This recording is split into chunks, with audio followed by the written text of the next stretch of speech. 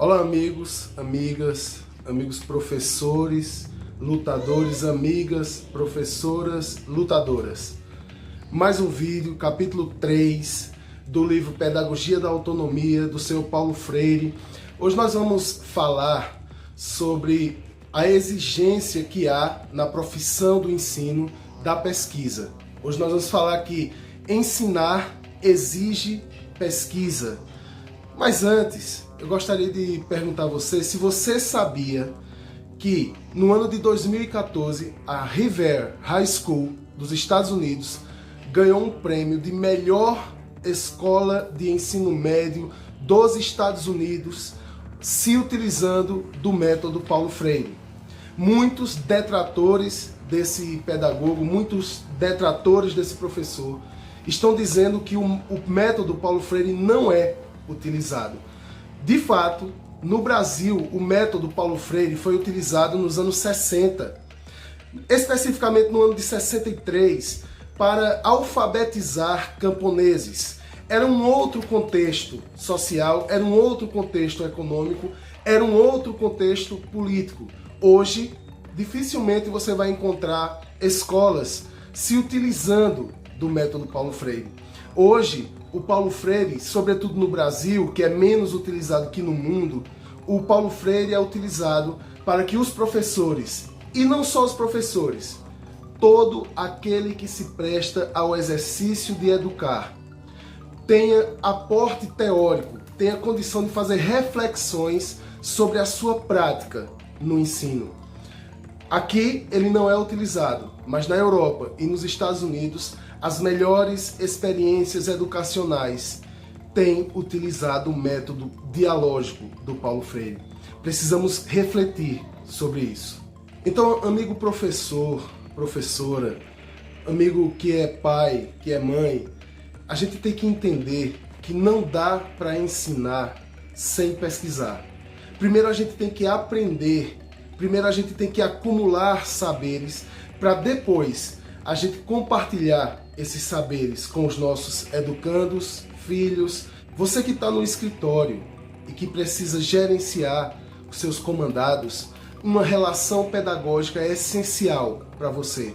E Paulo Freire, entre tantos outros pensadores que a gente podia citar aqui, ele oferece aporte teórico para que você repense as suas práticas. Portanto, pesquisar, buscar o conhecimento está intrinsecamente ligado ao ato de educar. Falando diretamente para você que é professor, professora, quanto mais você pesquisa, quanto mais você busca, quanto mais você tem curiosidade, mais a sua aula vai ser interessante, porque você aprende a se apaixonar pelo que você ensina. Antes disso, você se apaixona pelo que você aprende. Na pesquisa, a gente aprende a se apaixonar pelo que a gente aprende. E só apaixonado, só estando envolvido com aquilo que você pesquisa, você vai ter muito mais gosto de passar esse conhecimento. E eu garanto, os estudantes, os alunos terão muito mais gosto em aprender o que você está passando. Essa é uma premissa de quem quer ser professor. Essa é uma premissa da pedagogia do Paulo Freire. O que é essencial no ato de pesquisar para ensinar? O que é que a gente pode tirar de lição para a gente, para nós, professores? Ensinando, a gente ensina o que pesquisa. E no ato da pesquisa, nós fazemos a transição de um conhecimento ingênuo para uma curiosidade epistemológica, para um conhecimento crítico, para uma curiosidade científica, embasando melhor as teorias e ideias que a gente passa ou que a gente dialoga com os nossos alunos. É para fazer essa transição entre o conhecimento ingênuo, a maneira ingênua de ver o mundo, e uma curiosidade epistemológica que serve à pesquisa no ensino. Nós fazemos isso para que a nossa visão de mundo não fique estancada no senso comum, para que a gente possa ver o mundo com uma curiosidade epistemológica. E a expressão curiosidade epistemológica nos indica que a gente não chega nunca num fim. Nós somos eternos curiosos, nós estamos eternamente construindo o nosso conhecimento. Esse é o grande bem para você, professor, professora, que tem na sua prática a paixão de ensinar. Quanto mais você aprende, melhor você ensina. Isso é uma outra premissa da pedagogia do Paulo Freire.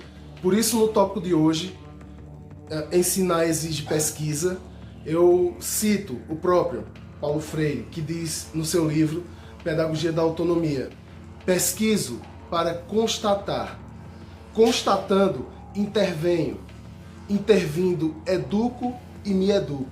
Então, quanto mais a gente pesquisa, melhor, mais eficiente é a nossa capacidade de passar esses conhecimentos e conhecimentos que intervêm na sociedade. A gente não pode olhar cinicamente, friamente para a sociedade sem intervir no mal que a sociedade produz, sem intervir nas injustiças que essa sociedade produz. Temos que ter um senso crítico, um pensamento crítico em relação à sociedade. Se a educação não serve para a gente pensar a nossa prática, para a gente pensar a nossa vida em sociedade, para que mais a educação vai servir? Para a gente acumular conhecimento que não vai transformar nada, para a gente acumular conhecimento que não vai ajudar a melhorar a vida em sociedade, a vida do próximo, a nossa consciência em relação ao próximo. Se a educação não serve para isso, para que a humanidade se desenvolva, a educação não deve servir para nada. Para terminar, eu gostaria de terminar com uma prece, uma simples prece para você que de uma hora para outra passou a odiar tudo aquilo que é humano, tudo aquilo que é educação, tudo aquilo que é meio ambiente. Vamos pedir piedade. Senhor, piedade para essa gente careta e covarde. Um beijo. Vou passar a bola para o meu irmão Helder Eric.